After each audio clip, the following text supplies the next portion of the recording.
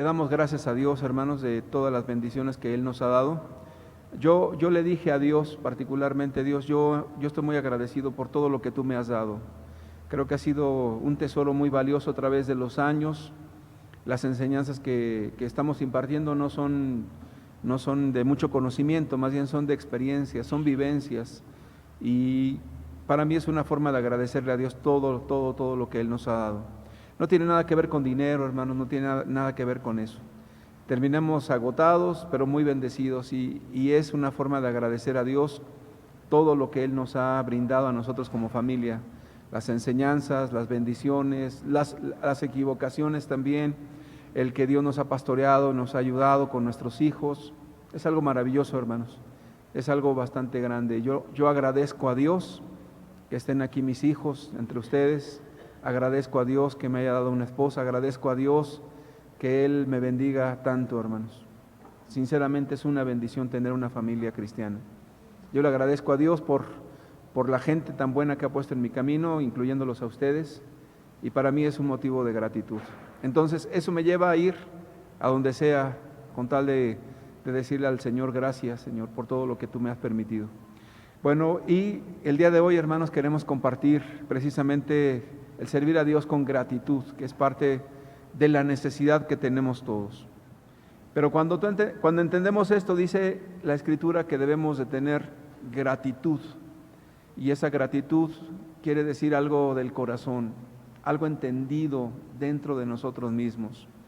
Nosotros no servimos a un pastor, hermanos, servimos a Dios. Nosotros no servimos al ojo del hombre, servimos al Dios omnipotente.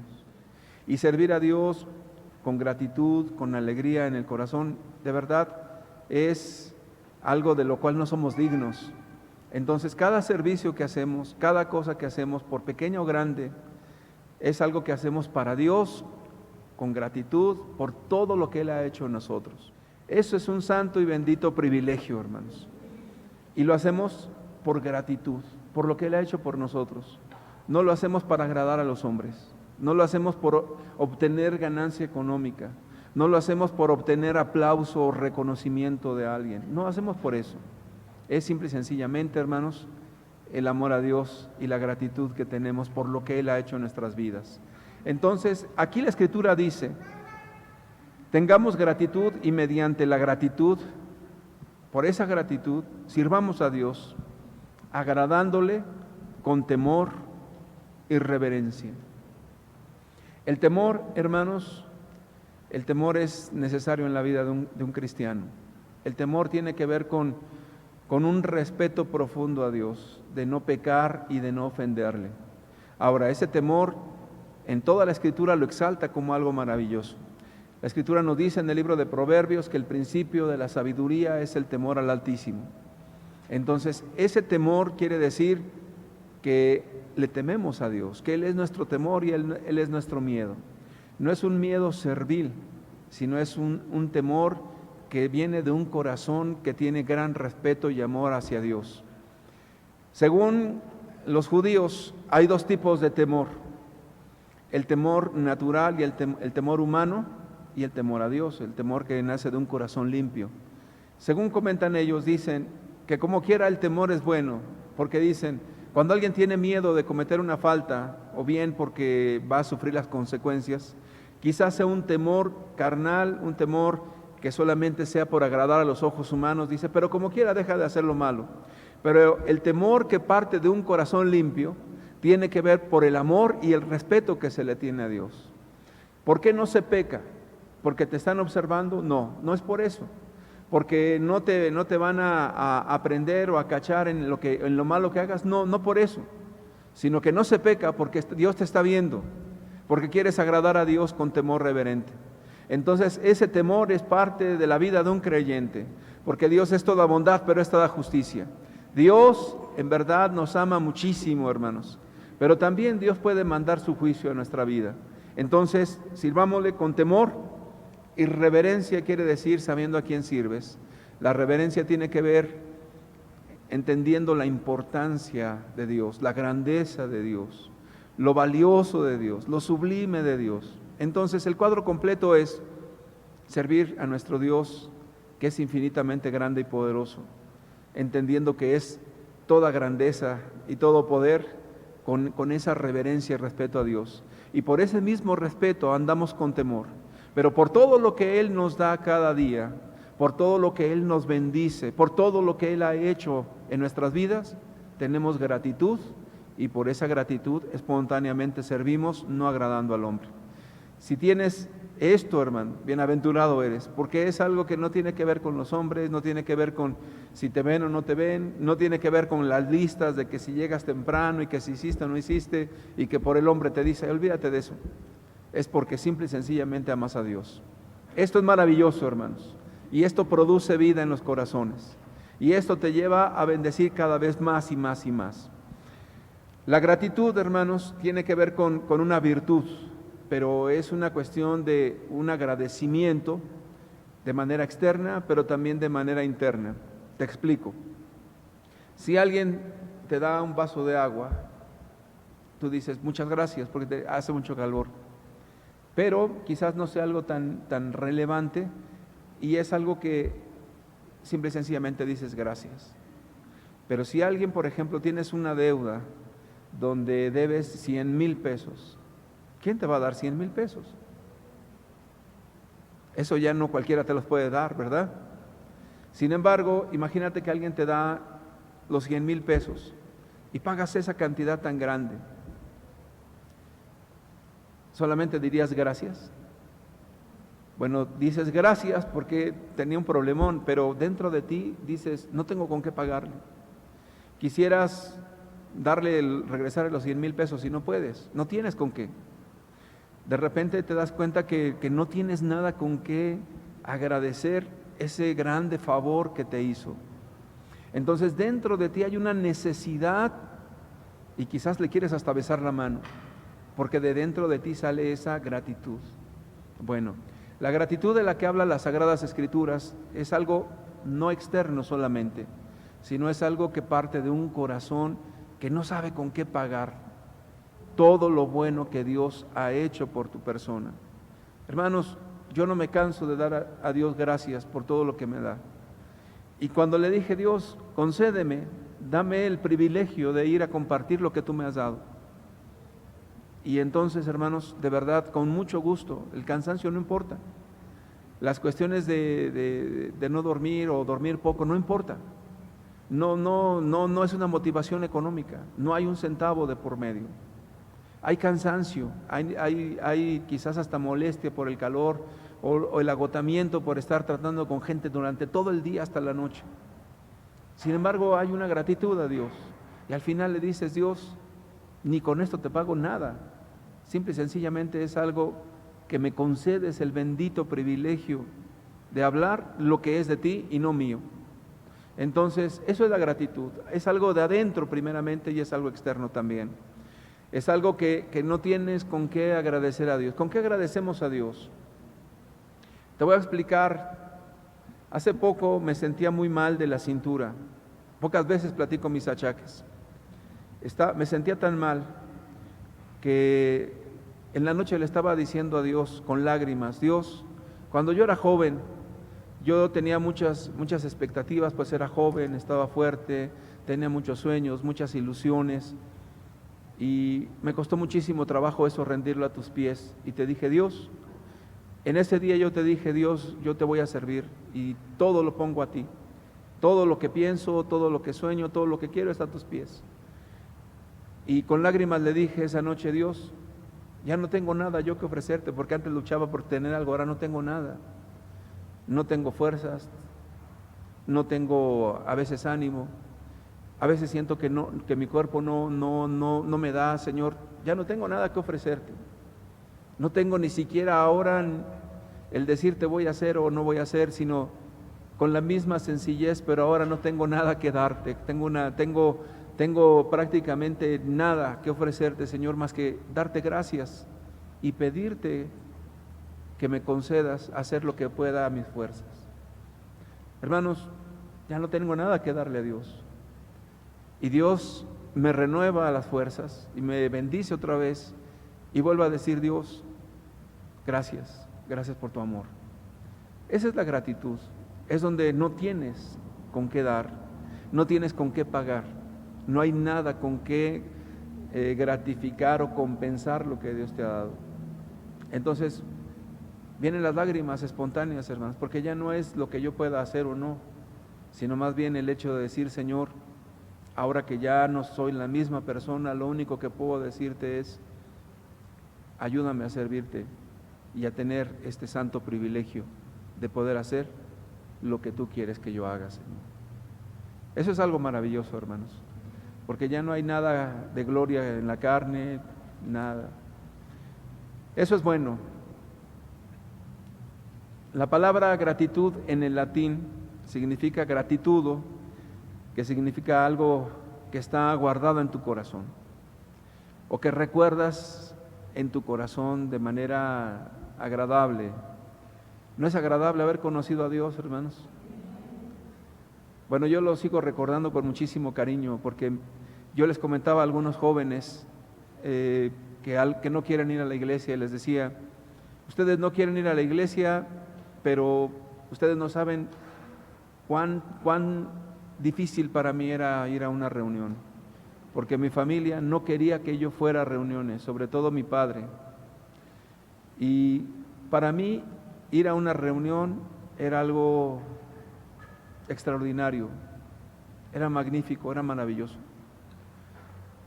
Una vez, y creo que por aquí ha de estar mi hermano en el internet, una vez mi padre me siguió a una reunión y fue a armar un escándalo con el pastor.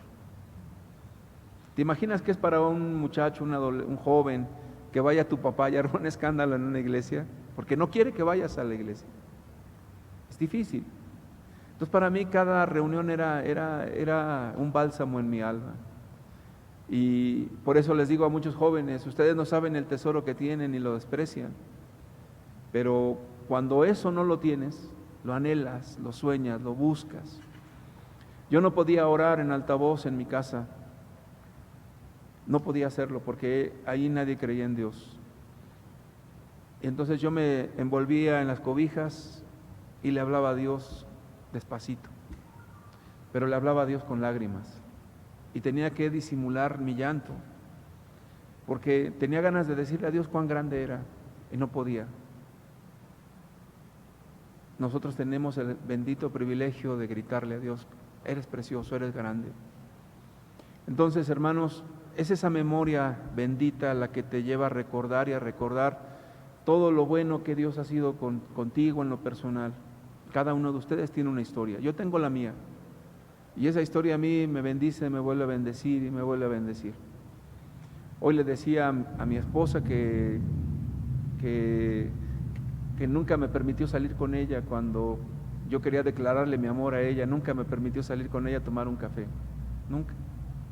Me tuve que declarar por teléfono, imagínate nada más. Y yo le decía: antes no querías un café y ahora quieres que te saque muy seguido. Pero esas son las memorias del corazón, y esas memorias son un tesoro en tu alma, porque la vida cristiana no es una doctrina solamente, es una vivencia, y esa vivencia te va reafirmando y reafirmando y reafirmando y reafirmando, y llegas a este medio siglo y dices: Señor, la verdad es que vale la pena seguir contigo. Y llega el momento en que dices: Señor, la verdad yo no soy digno de estar en tu presencia, ni soy digno de servirte.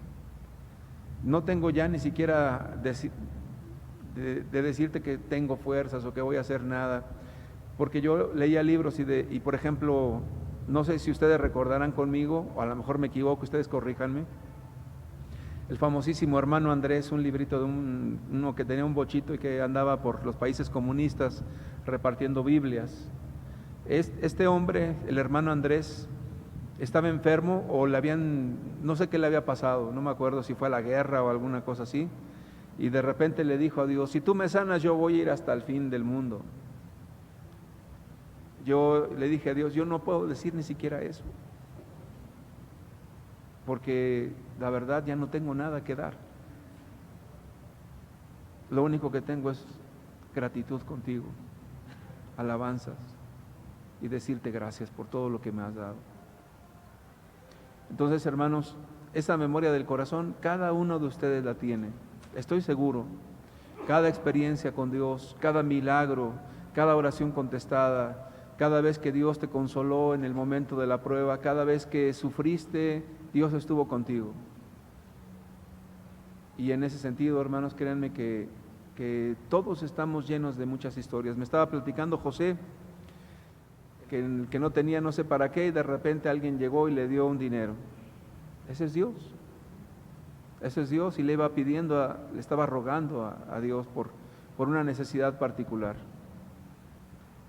Entonces, cada uno de ustedes tiene una historia, cosas que contar, cosas que recordar de lo que Dios ha hecho en tu vida, en lo personal, como persona, como individuo, no como congregación, sino como persona. Quizás te ha sanado Dios, tantas y tantas anécdotas que seguro tendrás y que recordarás con mucho cariño. Y te ríes, te gozas por estar con Dios y decirle a Dios qué bueno ha sido con nosotros. La gratitud no es algo que se aprende, hermanos, no es algo que está aquí en la cabeza, es algo que está en el corazón. En el libro de Lucas capítulo 17, en el versículo 11 al 19 dice: yendo Jesús a Jerusalén, pasaba entre Samaria y Galilea, y al entrar en una aldea le salieron al encuentro 10 hombres leprosos, los cuales se pararon de lejos y alzando la voz diciendo: Jesús, Maestro, ten misericordia de nosotros. Me voy a detener aquí para decirte otra vez lo mismo. Siempre que le clamas a Dios hay una respuesta, siempre. Aun cuando creas que no te contestó nada Dios, hay una respuesta. Yo siempre he pensado y he tenido en mi experiencia personal que cada vez de que clamamos a Dios por algo, Él contesta: Señor Jesús, ten misericordia de nosotros. Señor, ten misericordia de esto. Señor, aún lo que piensas que Dios no ha contestado, Dios ya lo contestó. Analiza la Escritura y que siempre que le pidieron algo a Jesús, siempre dio una respuesta. Siempre, siempre. Sigo adelante. Cuando Él los vio, les dijo: id y mostraos a los sacerdotes. Y aconteció que mientras iban, fueron limpiados. Entonces uno de ellos, viendo que había sido sanado, volvió glorificando a Dios a gran voz, y se postró rostro en tierra a sus pies, dándole gracias. Y este era samaritano. Ahora, me voy a detener un poquito en la historia porque, primeramente, cuando Jesús oyó y los vio, les dijo: vayan y muéstrense los sacerdotes. ¿Por qué los mandó a los sacerdotes? Porque en el Antiguo Testamento el sacerdote era el encargado de ver si una persona tenía lepra o si ya se había curado de la lepra. En otras palabras, estos hombres creyeron a la palabra de Dios. Aquí no necesitamos creerle a ninguna persona más que a Dios las Escrituras. Cuando Dios te promete, te bendice, te da una palabra, lo único que tenemos que hacer es actuar en obediencia y Él va a hacer las cosas. Aquí estos hombres creyeron a la palabra de Dios. Dice que ni siquiera dijeron por qué, ni mucho menos. Simple y sencillamente dijo que fuéramos a los sacerdotes, van para los sacerdotes. Yendo de camino, por el acto de fe, por el hecho de haber creído a Dios, fueron sanados en el camino. Pero dice que uno, viendo que había sido sanado, lo primero que hizo fue venir a agradecerle a Jesús. Y postrado en tierra significa rendido completamente a Jesús, no teniendo con qué pagar tan grande bondad, tan grande milagro. Lo único que hizo fue agradecerle a Dios, agradecerle a Jesús, una cuestión espontánea del corazón. Pero la Biblia dice, era samaritano. ¿Qué quiere decir que era samaritano? Los samaritanos eran no del pueblo de Dios, eran una mezcla de judíos o de israelitas con gentiles, y era una mezcla, de tal manera que tenían ciertos aspectos religiosos, pero no eran del pueblo de Dios. Y este hombre se postra a los pies de Jesús, tiene una rendición completa. Entonces Jesús se sorprende que un samaritano que no tiene sangre judía, que no fue instruido desde niño en las Sagradas Escrituras, un gentil, venga y se postra a sus pies. Vamos a ver qué dice después. Respondiendo Jesús dijo: ¿no son 10 los que fueron limpiados? ¿Y los 9 dónde están? No hubo quien volviese y diese gloria a Dios, sino este extranjero. Y le dijo: levántate, vete, tu fe te ha salvado. En otras palabras, la bendición de Dios fue mayor. Los otros recibieron una sanidad física, este recibió una sanidad completa en espíritu, alma y cuerpo. Ahora, ¿por qué la gratitud le agrada tanto a Dios? Porque la gratitud es el reflejo de algo que no puedes retribuir por ti mismo. Es algo tan grande, tan magnífico, que no puedes pagar de ninguna manera. ¿Cómo puedes pagar el sacrificio de Cristo?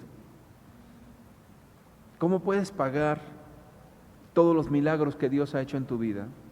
¿Cómo puedes pagar las bendiciones de tener salud y de estar fuerte? ¿Cómo puedes pagar todas las cosas que Dios te ha dado? ¿No te has puesto a pensar que todo lo que tenemos realmente es un milagro? Desde una naranja que te comes. No hay un empaque tan maravilloso como el de la naranja. Y cuando la pelas y comes un gajo de naranja, es un milagro de Dios.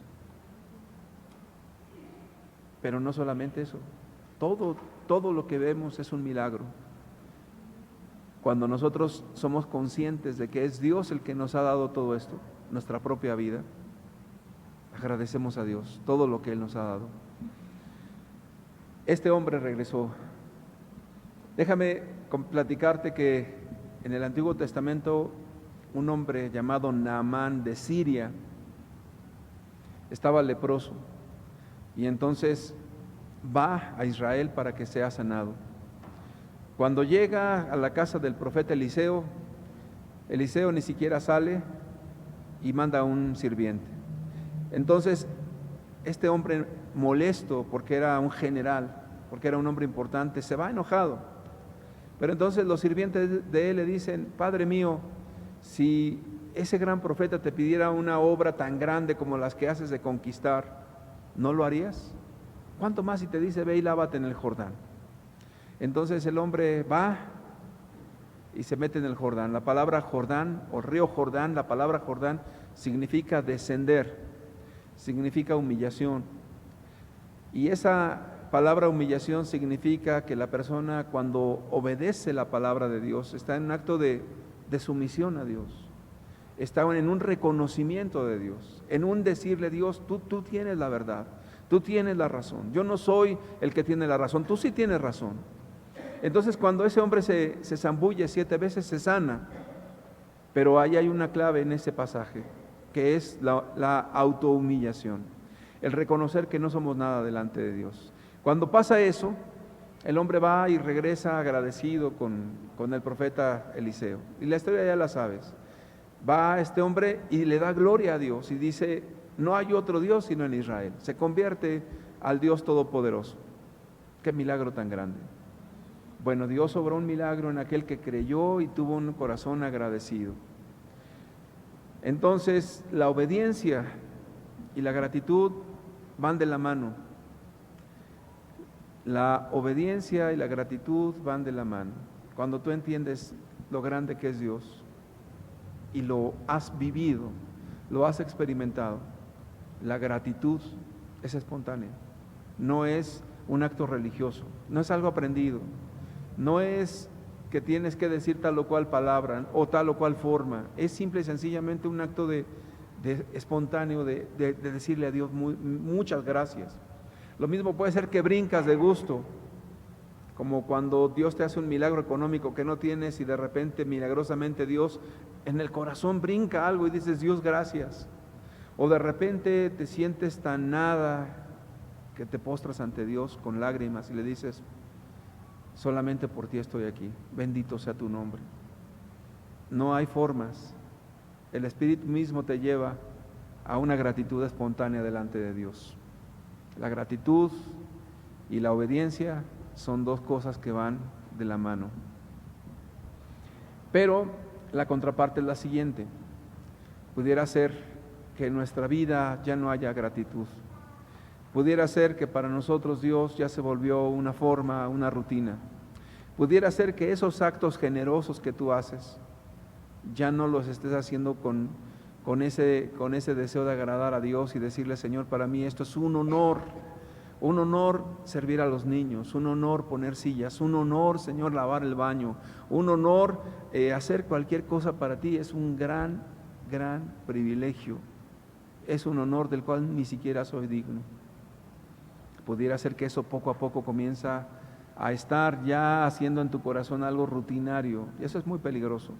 En el libro de Deuteronomio, capítulo 28, versículo 47 y 48 dice: por cuanto no serviste a Jehová tu Dios con alegría y con gozo de corazón, por la abundancia de todas las cosas, servirás por tanto a tus enemigos que enviare Jehová contra ti, con hambre y con sed y con desnudez y con falta de todas las cosas, y Él pondrá yugo de hierro sobre tu cuello hasta destruirte. La gratitud es algo que te lleva a reconocer a Dios. La ingratitud es algo donde solamente me beneficio de Dios y no me acuerdo de Él.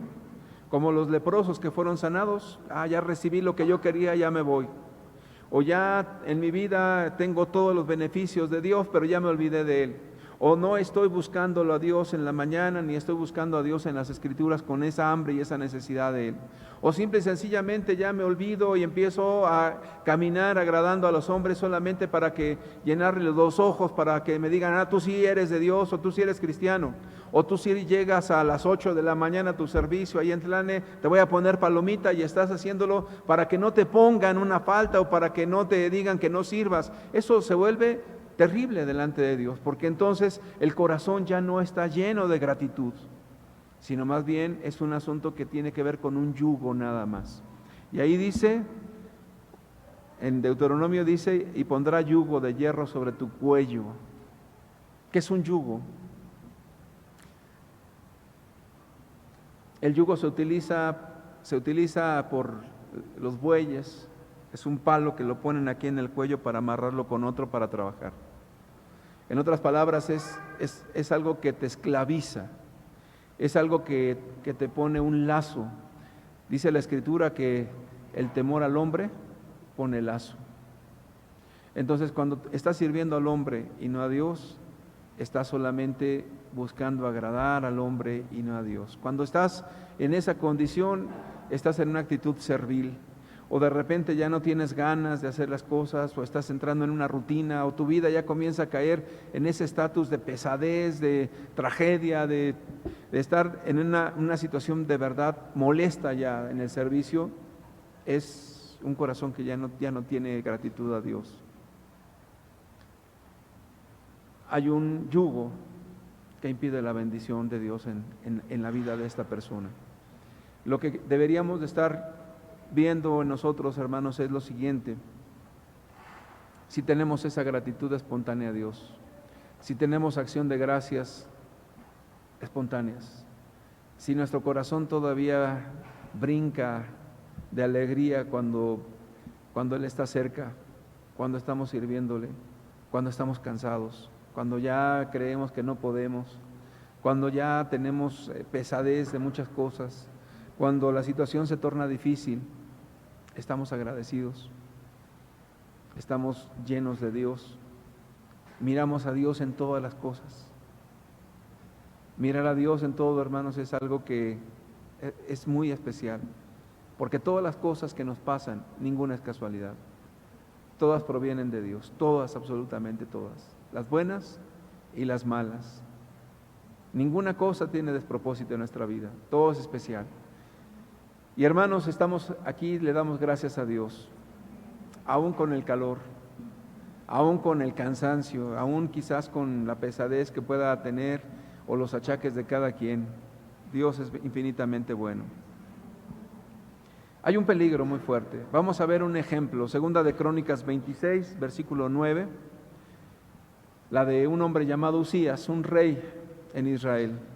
Edificó también Usías torres en Jerusalén junto a la puerta del ángulo, y junto a la puerta del valle y junto a las esquinas, y las fortificó. Asimismo edificó torres en el desierto y abrió muchas cisternas porque tuvo muchos ganados, así en la Cefela como en las vegas, y viñas y labranzas, así en los montes como en los llanos fértiles, porque era amigo de la agricultura. Tuvo también Uzías un ejército de guerreros, los cuales salían a la guerra en divisiones, de acuerdo con la lista hecha por mano de Jehiel, escriba, y de Maasías, gobernador, y de Ananías, uno de los jefes del rey. Todo el número de los jefes de familias valientes y esforzados eran 2,600. Y bajo la mano de estos estaba el ejército de guerra, 307,500 guerreros poderosos y fuertes para ayudar al rey contra los enemigos. Y Uzías preparó para todo el ejército escudos, lanzas, yelmos, coseletes, arcos, hondas para tirar piedras, e hizo en Jerusalén máquinas inventadas por ingenieros para que estuviesen en las torres y en los baluartes, para arrojar saetas y grandes piedras, y su fama se extendió lejos porque fue ayudado maravillosamente. Fue ayudado maravillosamente. Eso viene de Dios. Hasta hacerse poderoso, mas cuando ya era fuerte, su corazón se enalteció para su ruina, porque se rebeló contra Jehová su Dios, entrando en el templo de Jehová para quemar incienso en el altar del incienso. Me detengo un poquitito. Dios es infinitamente maravilloso. Él es el dueño del oro y la plata, de Jehová la tierra y su plenitud. Los judíos actualmente, hermanos, tienen las empresas más fuertes a nivel mundial actualmente. Son los hombres más ricos, pero no siempre fueron los más ricos. De hecho, fue una nación de sirvientes, de esclavos. Y en el desierto, si tú analizas la geografía de donde está Egipto para llegar a la tierra prometida, la verdad es que no son ni 6 meses de camino. Pero entonces dice la Escritura que estuvieron 40 años viendo las obras de Dios y no entraron a causa de incredulidad, dice. Pero siempre había una pregunta: ¿por qué 40 años estuvieron dándole vueltas y vueltas y vueltas y vueltas y vueltas y vueltas? Con sed, con escasez, con un calor más terrible como el que tenemos ahorita. Porque aquí puedes tener un ventiladorcito quizás, un clima, o sea, ya no se tenía nada, estás a la intemperie, más que la tiendita y nada más. Y había sed, y había hambre, y había necesidad, y había muchas incomodidades, había serpientes, había escorpiones, había todo tipo de incomodidad. El Dios de todo el universo trajo a un pueblo esclavo en el desierto. Y dice la Escritura que los trajo en el desierto para probar sus corazones, para ver si amaban a Jehová con todo su corazón, con toda su alma, con toda su mente y con todas sus fuerzas. Y la Escritura nos dice que toda esa generación se perdió. Solamente entraron Josué y Caleb y la nueva generación. ¿Por qué, hermanos? Porque no tuvieron ese corazón de amor y de gratitud a Dios, porque no le creyeron. Dios pudo haber hecho muchas cosas, hermanos. Sin embargo, Dios primeramente llevó a su pueblo a un lugar para quitarles todas sus comodidades, para quitarles todas las cosas que tenían, para que hubiera un amor completamente íntegro hacia Dios. ¿Te gustaría que la esposa con la que vives te buscara por su dinero? Por tu dinero, a lo mejor no tienes, ¿verdad? O a lo mejor no hay, o a lo mejor sí, no lo sé. Pero que te buscara por eso, que hubiera algún otro interés y no sea el que te ame con todas las fuerzas después de Dios. En ese caso, créeme que a cada uno de nosotros nos gustaría que nos amaran así. ¿O no es cierto? Que fuera un amor real, que fuera un amor sincero. Si es así o no es así, hermanos.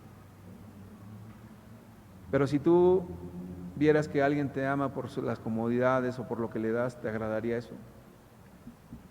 Bueno, Dios los llevó a un extremo.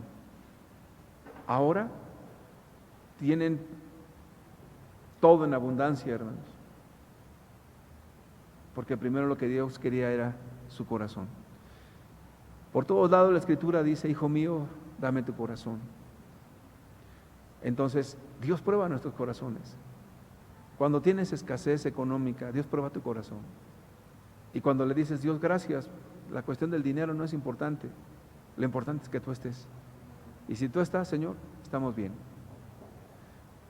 Lo importante no es la salud, aunque cualquiera de nosotros se puede resentir por alguna cuestión, por lo que sea. Pero si tú llegas a decirle a Dios, pero con toda sinceridad, Señor, a mí no me importa si me sanas o no. Lo que yo quiero es que tú estés conmigo, nada más. Aunque estés en el lecho de muerte, te lo aseguro, lo importante es que esté Dios. Porque eso es lo valioso, hermanos. Lo valioso del cielo no será las calles de oro, ni el mar de cristal, ni nada. Lo valioso de allá es la persona de Dios.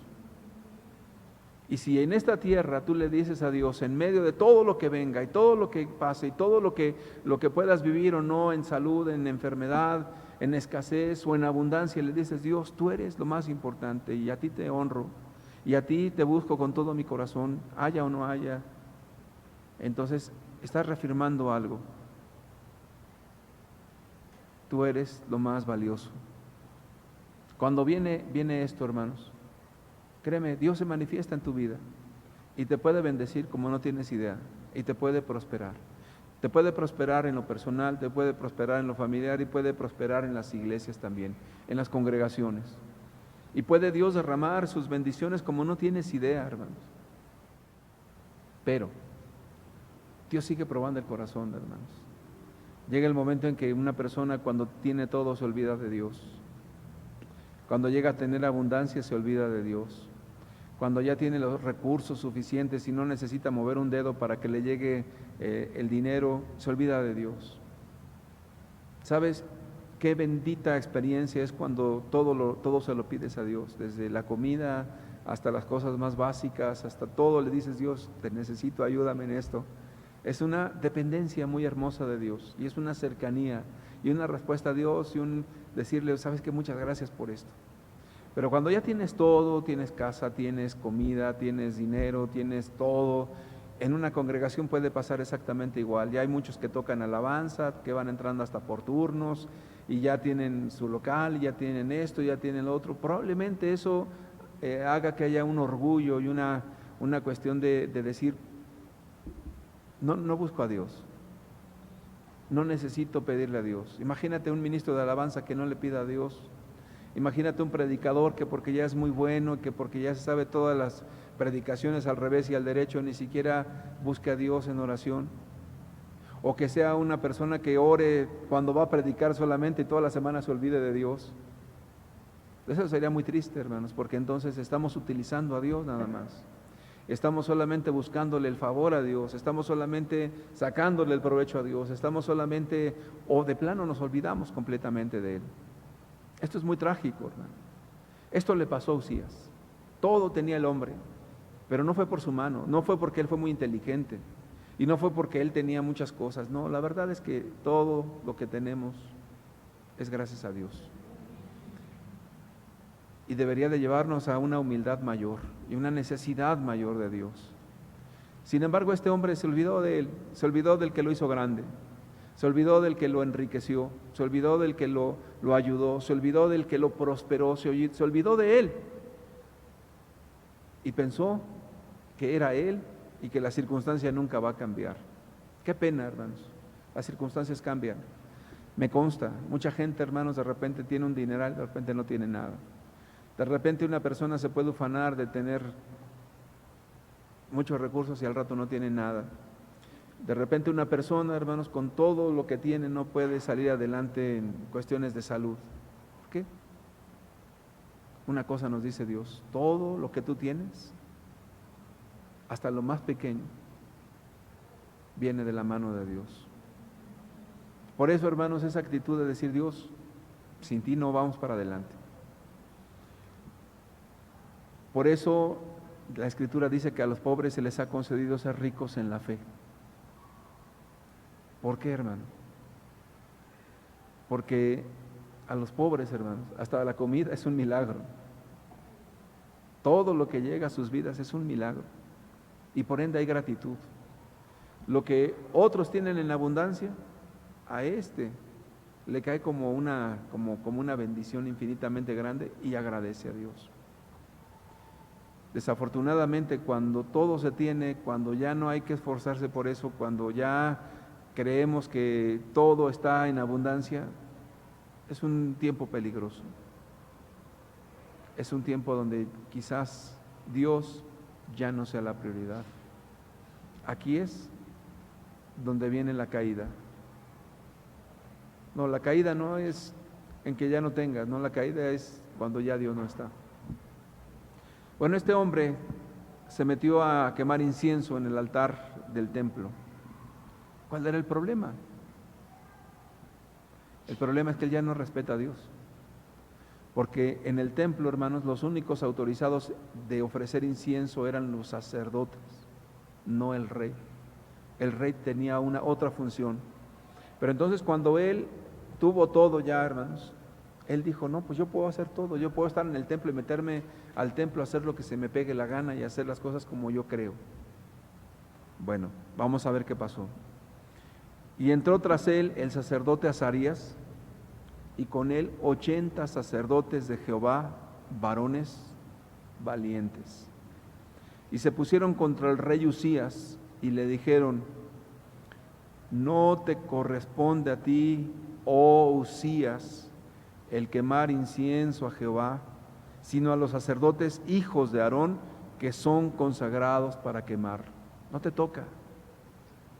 ¿Por qué había tanta soberbia, hermanos? Que el hombre ya estaba con una mente embotada, con una soberbia que él creía que todo lo podía hacer él y que él era una persona que podía pisotear y hacer lo que se le pegara en gana. Hermanos, de veras que cuando la soberbia llena el corazón de una persona ya no está Dios, y cuando una persona de verdad ya quiere ocupar el lugar de Dios y cree que por lo que hace y por su talento humano y por lo que humanamente hace, las cosas se dan, es una ceguera increíble. Tu familia tiene bendición por Dios, no porque tú seas buena persona. Tu matrimonio está en pie por la bondad de Dios, no por ti.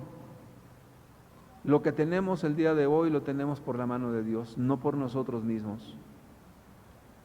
Pero Usías decía, no, yo lo hice y yo voy a entrar al templo. No le toca a él.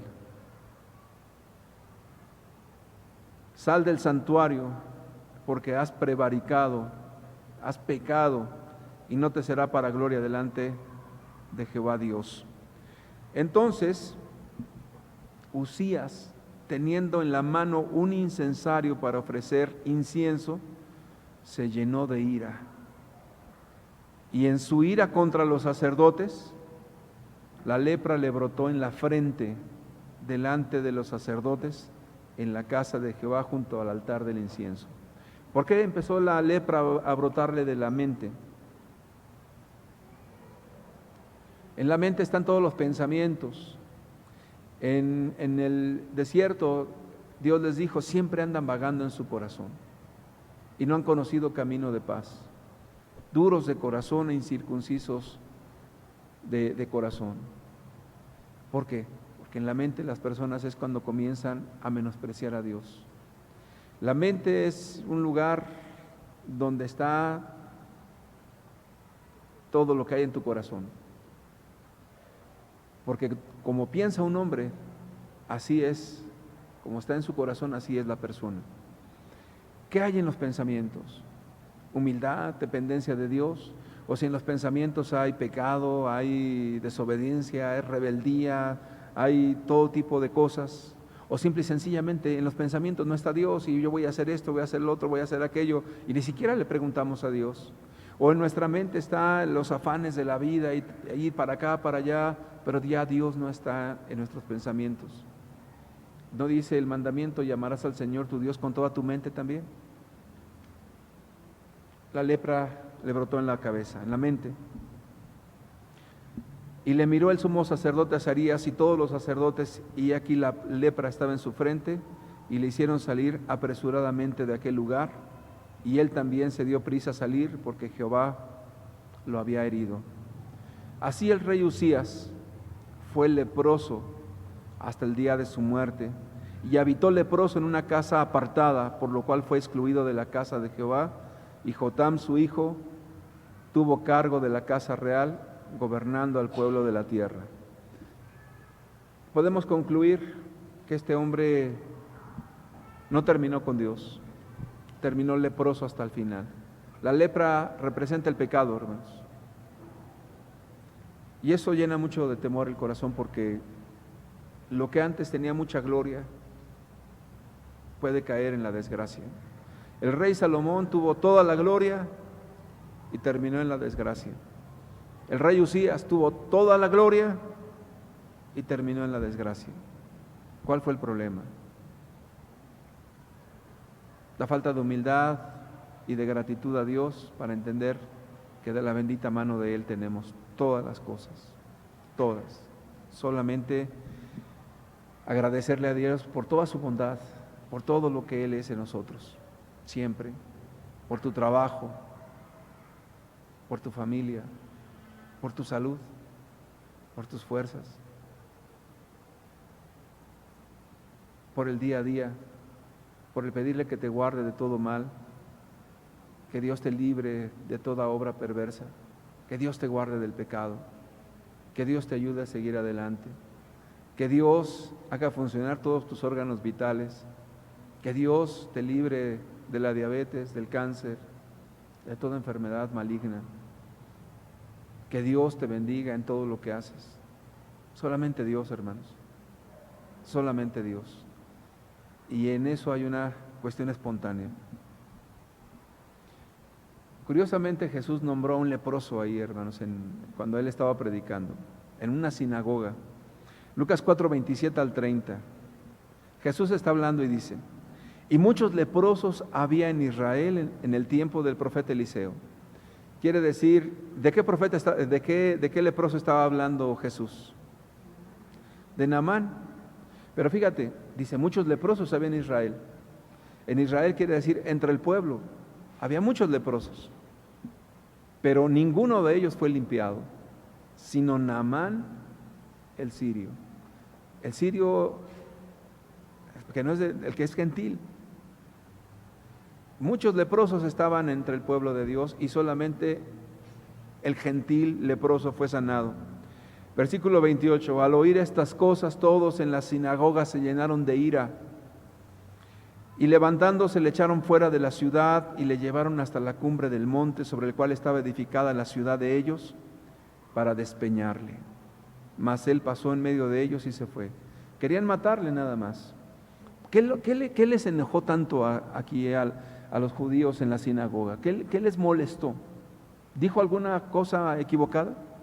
¿Dijo algo malo? ¿Les estaba ofendiendo? ¿Por qué se enojaron?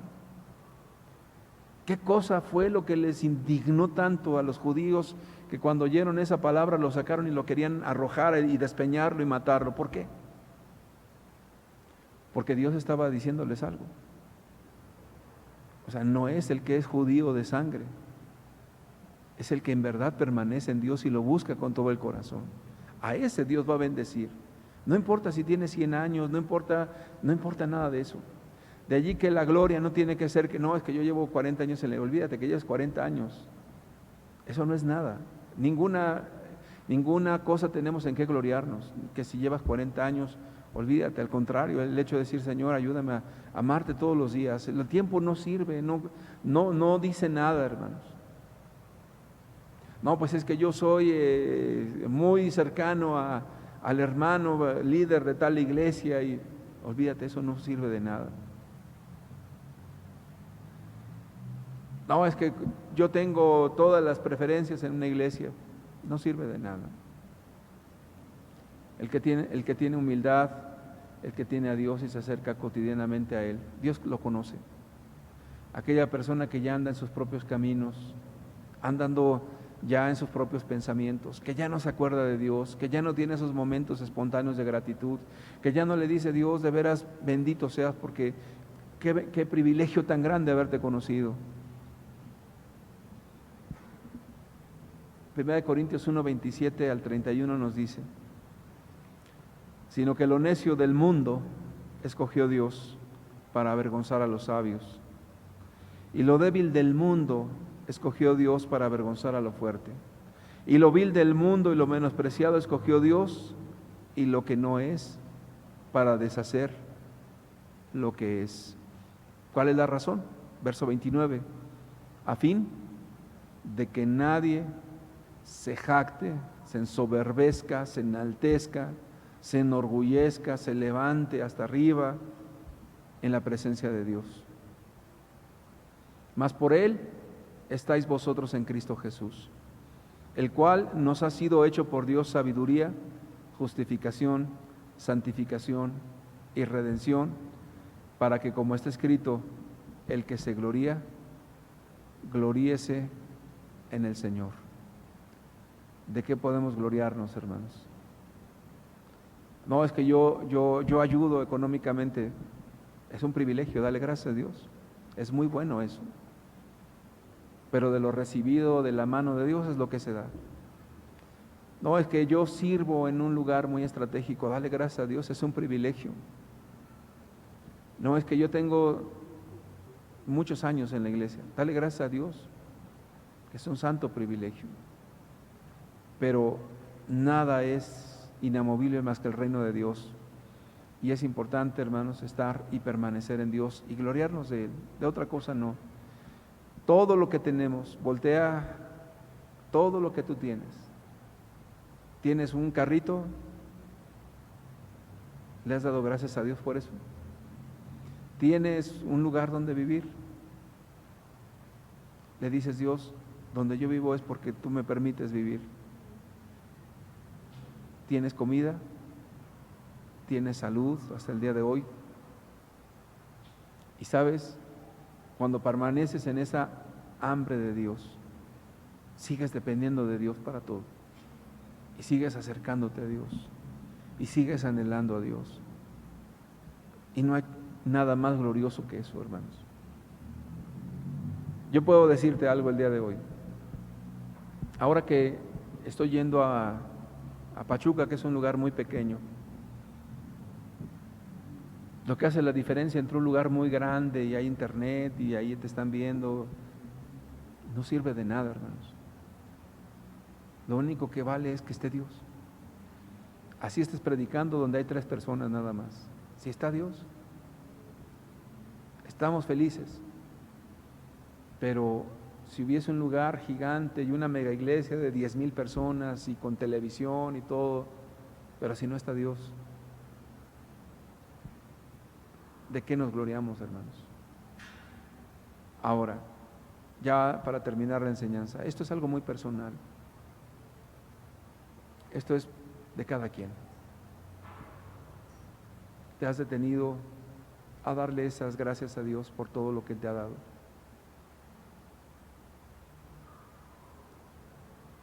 ¿Te has puesto a arrodillarte y decirle: Dios, la verdad no soy nada, pero si algo soy, solamente es porque tú no lo has concedido? Es un santo privilegio hacer lo que hago, Señor.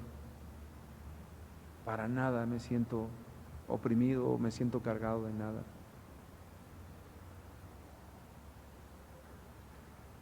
De veras, hermanos, lo único que en verdad vale la pena en esta tierra es Dios. Cuando ya no hay esperanza de nada, hermanos, Él siempre está ahí. Yo quiero pedirte que cierres tus ojos por un momento.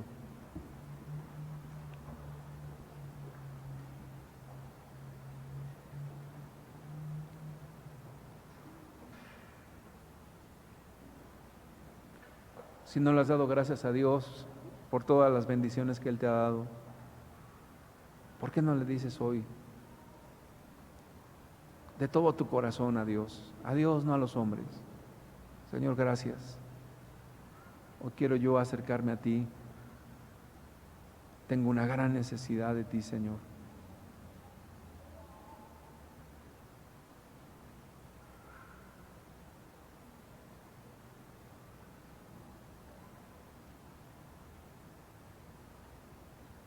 Un gran anhelo de ti, Señor.